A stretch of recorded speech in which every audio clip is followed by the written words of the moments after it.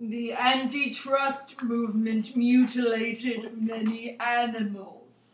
Do you even know what the antitrust movement was? Well, I could be wrong, but I believe the antitrust movement was an old wooden ship used during the Civil War era. Oh, no, you're definitely wrong. This is what it is.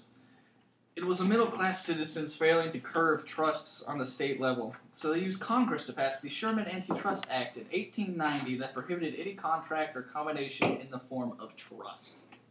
Hey, you think you're better than me? I have millions from the steamboat business and the New York Central Railroad. I have many leather-bound books, and my apartment smells of rich mahogany. How do I put this? People know me. I'm kind of a big deal. Oh, you're a big deal? You see that? That thing right there? Right there? Yeah? Feel me? That was me. That was mine. 5, 4, 3, 2, 1. What time is it? It's time for the news. It's time for the Channel 4 News Team with your man on the scene, Thomas Edison, and your anchormen, Cornelius Vanderbilt and Alexander Graham Bell. Good morning, I'm Cornelius Vanderbilt. And I'm Alexander Graham Bell. In today's news, we have 3 strikes at the moment. Jay Gold on the watering stock, the gospel of wealth, and an inside look on social Darwinism. Now let's start with that. We shall go to George Westinghouse on social Darwinism.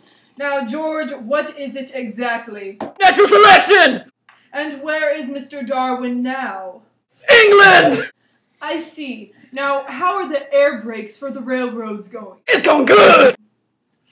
Now, our next issue in the Haymarket bombing, which we shall go to our reporter on the scene, Thomas Edison.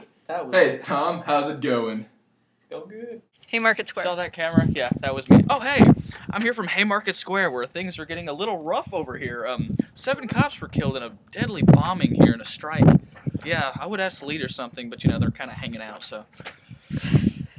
Now, isn't that interesting? Oh, I got news in this morning about the Yellow Dog contract, which is requiring workers to sign an agreement not to join a union in order to receive employment.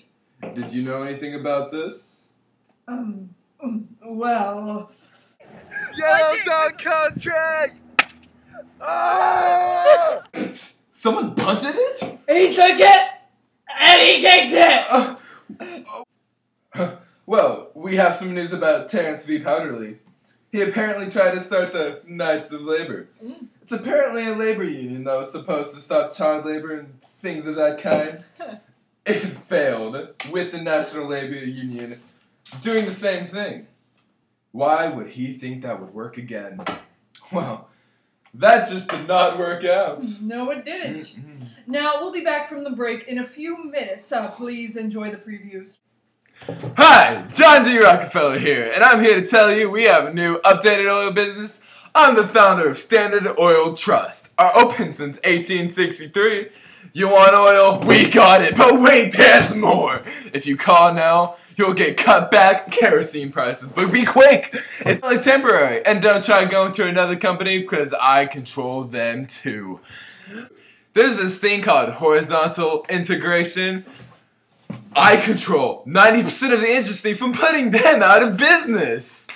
So they need me. Just like you need Standard Oil Trust. Oh, hi, I'm Andrew Carnegie, one of the biggest names in the steel industry. I'm here to present an idea to you called vertical integration, where a company can control every stage of the industrial process. I think it's quite brilliant, but don't listen to those people on the Homestead strike. They just think I cut wages in the steel business. If you agree with me, call 1-800-555-ROCKEFELLER. I'm better than you. What is that? It's a cell phone. I made it. Oh, you made the telephone. Yeah, but I basically made the cell phone. Because of that, you're welcome. Oh, we're back. We're going to start back with Thomas Edison and the scene of the railroad strike of 1877. Edison? Well, you know this happened because the railroad companies are just slashing costs off. Loud noises! And yelling everywhere.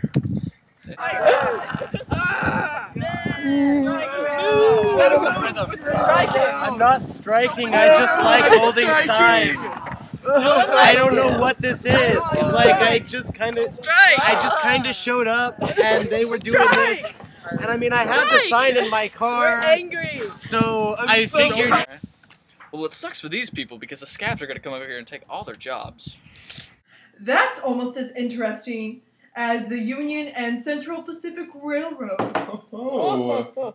Wasn't that just a railroad built across the Great Plains? Yes, but it was interesting. There are so many strikes today.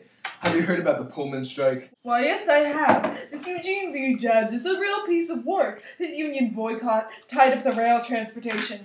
How rude. Rude indeed.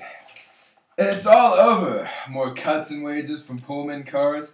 How silly to get upset over it. In other news, we have news about the news of the Panic of 1893. It put a quarter of railroads into bankruptcy. Hey, I'm part of the railroad business. But we had J. Pierpont Morgan who took control of bankrupt railroads to consolidate them. And I almost forgot about Samuel Gompers. You mean the union leader? Is he having fun there? Leading those laborers? Huh? Founding companies like AFL?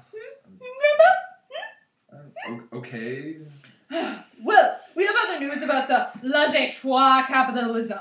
Isn't that the government regulation of business that was alien to the prevailing economic, scientific, and religious beliefs?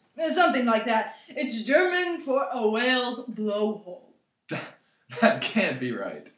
Oh, I was just trying to seem smarter. Actually, no one has any idea what it means. Scholars say it was lost in translation years ago.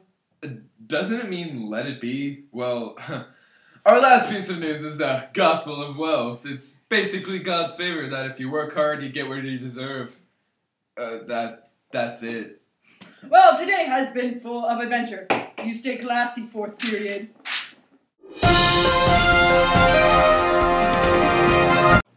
Oh, I bought my new house on Sears and I got a rebate on it. $20 cheaper. Oh, is that so? You just like bragging all the time. You're as useless as Samuel Morse.